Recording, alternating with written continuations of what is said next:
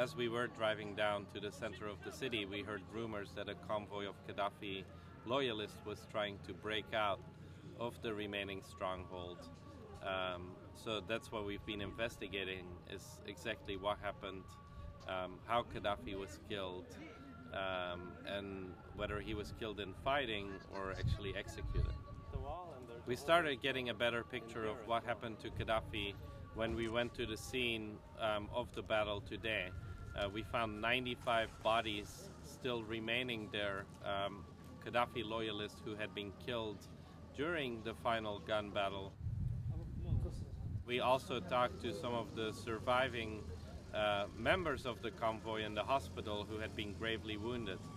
They found Muammar Qaddafi hiding in a ditch under the road. They pulled Muammar Qaddafi out of the ditch, and as they brought him onto the road above the ditch, other rebel fighters started attacking him. They started pulling at his hair, punching him in the face.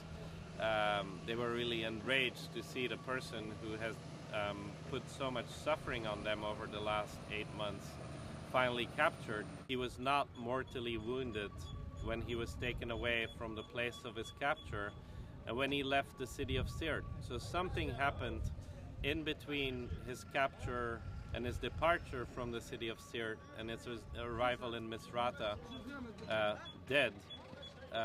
He received what appears to be a fatal gunshot wound to the head somewhere along the way. The National Transitional Council claims that Qaddafi was shot and killed during an exchange of gunfire between rebels and Qaddafi loyalists. That simply does not stand up to the information we've been able to collect. I think it is a dark stain on Libya's future that on the first day of a new Libya, really the day of its liberation from Qaddafi's brutal rule, these executions took place.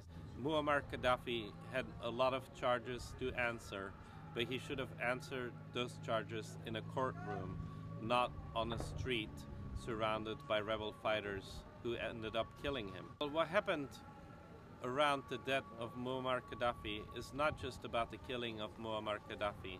It's also about armed groups operating with impunity in Libya.